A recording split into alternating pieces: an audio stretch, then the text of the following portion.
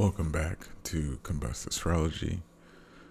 I'm going to be covering the full moon on the 9th of August. Let's look and see. Okay, so it's a full moon in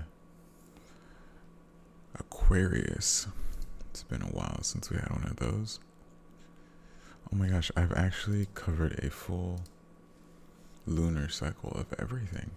I think I've covered this before. But this time it's different a little bit because we have I think I've covered one with Pluto already actually. But anyway, it's different because nothing's ever the same. Alright, so what do we got? Lilith, trining the Venus, Jupiter and Venus are conjunct. Uranus is sextile retrograde Mercury, learning out a lot of new stuff. The actual full moon. Pluto is trining Uranus, but we've seen that already. And then the sextile, a mini T. Okay. And then Mars is opposing Saturn. All right, it seems like a lot of this stuff here. So let's go ahead and cover. They're all here, but I need to see it for myself, you know. So first and foremost, let's talk about the Pluto. I think that's the biggest thing. I know this is like a full moon video, but it's the biggest thing because I think, well, I'll show you why. These four creating this weird kite formation to Mars during the full moon, during a retrograde, the trine of Saturn. Hold on, let me try to do this again because I have to start. It's like a story. Just pay attention. Okay, so Pluto is retrograded and it's showing us the clear issues of sharing power with others as you're learning about stuff that's making you want to rebel and break out of this and find a new means of communication. You're feeling not necessarily imprisoned with Saturn and Neptune, but it is becoming very frustrated and agitated. All this in the while that Mars in Libra is trying to keep a clear balance. But whenever Mars opposes Saturn, this is like something's got to give, I think. Whenever I've seen that in a reading, Mars or Venus opposing Saturn in Libra, there just seems to be a direct conflict of your own self. The Mars being more so actually having to fight, and the Libra being more so, the Venus being more so the receptivity of it. A little bit of creativity, but also 1, 2, 3, 4, 5. I'm not gonna count the nodes because they're usually always there. The ruler of Mars, the only thing we got is Lilith and Juno and some other stuff that's not too crazy. And then we bounce to what seems to be a big point here.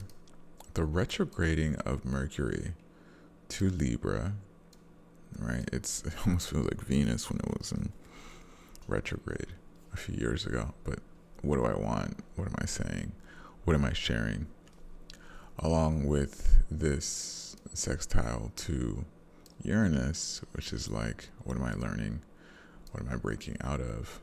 Right? Two of these, along with a trine to, am I being serious about my boundaries? Am I being respected about my boundaries?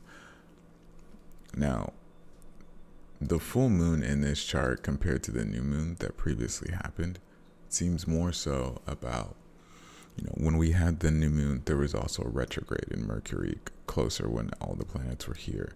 And so I stressed about your own values, what you need, making sure everything is acquainted for. But now, when I look at this full moon, it's like, okay, you're singled out in a way by an event. How is it working out in your favor? how are you presenting yourself? How do you feel seen or not seen? While all these other things are playing into the plot, I guess, quote unquote. And that's happening, right? I think that because of how everything is, no matter what rising you have, I don't know, maybe unless you're like a Pisces rising and you have Sag, you have Scorpio and Taurus, but majority of people are going to have like their rising cardinal points affected, I would assume. Meaning like, if you look at this chart, 1 in the world, 1, 4, 7, 10. No matter how you spin this chart, the wheel, most people are going to have one of their cardinal points affected. I guess unless you're mutable rising, that seems to be less affected the most here. But if you're fixed or cardinal, you should be affected by this.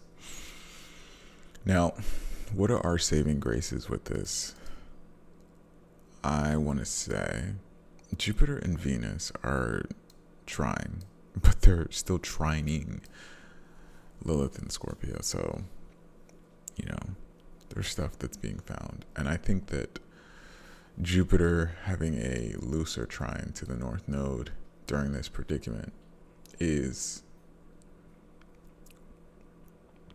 wanting to believe. It's like wanting to have the storm be over. But like, there's actually a lot of corruption when I take a look at this chart. And like the first thing out of my mind, if I put this into the Sybil chart, there's a lot of stuff going on here. But not everybody watching this is American. Nonetheless, this full moon is ominous. It is identifying the other factors that are happening, and it's exposing all the dices on the table, with Mercury being retrograded and having aspects to like everything here, So with that being said, thank you so much for watching, and I'll see you in the next video.